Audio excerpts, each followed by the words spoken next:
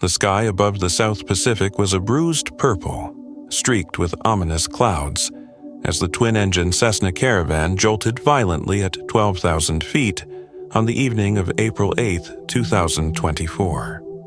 The small charter plane, carrying 8 passengers and 2 crew members, had been en route from Fiji to a remote research station on Vanuatu when the storm hit.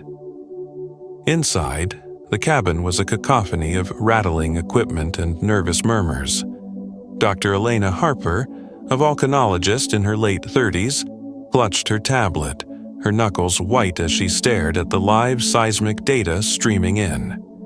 The readings were off the charts. Mount Tavu, the active volcano on their flight path, was waking up after decades of dormancy. "We need to divert," she shouted to the pilot, her voice barely audible over the howling wind. Captain Mark Daniels, a weathered Australian with 20 years of flying experience, shot her a grim look. "Too late for that, Doc. We're already in the thick of it." Lightning illuminated his face as the plane shuddered again, a sickening groan echoing from the left engine. Before Elena could respond, a deafening crack split the air. Volcanic ash had clogged the engine, sending the Cessna into a spiraling descent.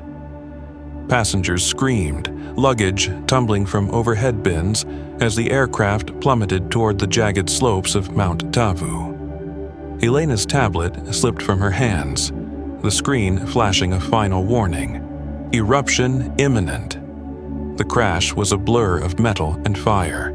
The Cessna slammed into a rocky clearing just below the volcano's summit, its fuselage splitting like a cracked egg.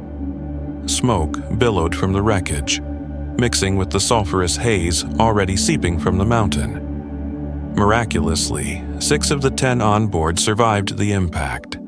Elena, Captain Daniels, a young photographer named Aisha, a gruff survivalist named Tom, a teenage boy named Kai traveling with his injured mother, Leilani. The others, 2 researchers and the co-pilot, weren't so lucky, their bodies lost in the twisted remains of the tail section. Elena stumbled from the wreckage, her head throbbing, ash stinging her eyes. The ground beneath her feet trembled, a low rumble reverberating through the air. Mount Tavu loomed above, its crater glowing an angry red, spitting plumes of smoke and embers into the sky. "We can't stay here," she rasped, coughing as she helped Aisha to her feet. The photographer's camera dangled from her neck, lens cracked but still clutched like a lifeline. Captain Daniels emerged next, his arm bloodied but his jaw set. "Radio's gone," he said, voice hoarse. "We're on our own." Tom, the survivalist, was already scavenging the wreckage, pulling out a flare gun, a first aid kit, and a machete. "Move or die," he growled, his eyes scanning the horizon. Kai supported his mother, Leilani, whose leg was gashed and bleeding, her face pale but determined. The group barely had time to gather their bearings when a searing heat washed over them. A river of molten lava began to ooze from the crater, creeping down the slope with terrifying speed. The ground cracked beneath their feet, steam hissing as the earth itself seemed to boil. Elena's mind raced. She knew volcanoes, had studied them her whole life. But nothing prepared her for this. The lava flow was cutting off their path to the valley below, where a faint hope of rescue might lie. "We need to head west," she said, pointing to a narrow ridge that skirted the volcano's flank. "It's our only shot." But the ridge was treacherous, a crumbling ledge over a 500-foot drop, and the air was thickening with toxic gas. Aisha hesitated, her voice trembling. "What if there's another way? What if we wait for help?" Tom scoffed, his machete gleaming in the firelight. "Wait here and your ash move." The group set off, the lava's glow casting eerie shadows on their faces. Every step was a gamble. Rocks slid underfoot, and the heat seared their lungs. Leilani stumbled, her son catching her just before she fell, his young face etched with fear. Captain Daniels lagged behind, his injured arm slowing him, but his eyes burned with resolve. Elena led the way, her scientific mind battling her rising panic. She knew the volcano's patterns. There would be more eruptions, bigger ones, and they were running out of time. Halfway along the ridge, a new threat emerged. The ground shook violently, and a deafening roar erupted from the crater.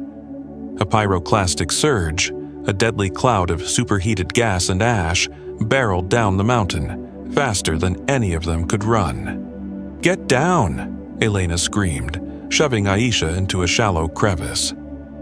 The group pressed themselves against the rock, the surge roaring overhead, singeing their clothes and stealing their breath. When it passed, the ridge had narrowed to a knife's edge, and the lava flow was closer, its molten fingers licking at the path behind them. They were trapped between fire and a fatal fall, with the volcano's fury growing by the second. Elena spotted a faint trail leading into a cave system below, a gamble, but their only chance. "We go underground," she said, her voice steady despite the chaos. Tom nodded, but Aisha's eyes widened with terror. "What if it collapses? What if we're buried alive?" Kai, holding his mother, whispered, "We're dead if we stay." The group exchanged a look, the unspoken question hanging in the air. Would they make it out before Mount Tavu claimed them all? As they descended toward the cave, the volcano erupted again, a fiery explosion lighting up the night. Lava bombs rained down, one narrowly missing Captain Daniels, who dove to the ground with a grunt. The cave entrance loomed ahead, a dark maw promising either salvation or a tomb. With the lava closing in and the mountain shaking apart, their fate hung in the balance. Would they survive the volcanic escape, or would Mount Tavu bury their story in ash?